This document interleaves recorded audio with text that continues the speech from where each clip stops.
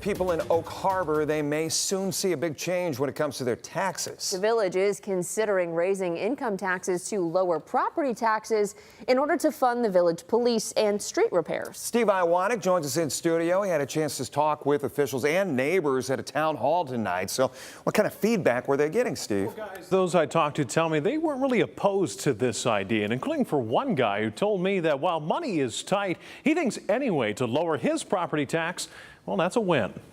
I'm not saying abolish all taxes, but property tax, we could probably do without and find another way. David Owen isn't a fan of high property taxes, especially the ones on his Oak Harbor home of 5 years. But he does like the village's new idea.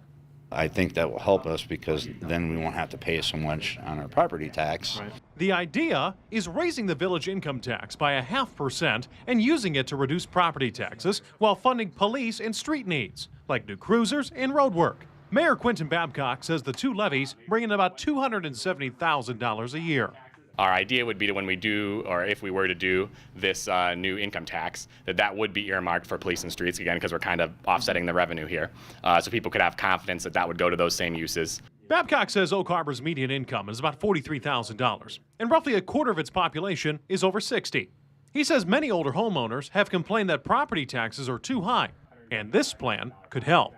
So the biggest beneficiaries of that would generally be seniors, people on fixed incomes that own their homes, and they would see a reduction. You know, of course, it totally depends on how much your home is worth, but we could be talking $200-300 or more a year in property taxes. He also says it's a way to prepare for bigger changes. Ohio Attorney General Dave Yost said Wednesday that property taxes have jumped 19% statewide over 5 years, and warned voters might even push to abolish them entirely. Babcock says that's why the village wants to act now. It definitely is looking at a proactive approach to say, how do we build this better system now as opposed to waiting until it falls apart and then trying to build something. Now, Babcock says the village has until August 4th to make a decision on what that levy would look like, and there will be 2 more town halls inside council chambers on July 15th at 2 p.m. and July 16th at 6 p.m. In studio, Steve Iwanek, WTOL 11.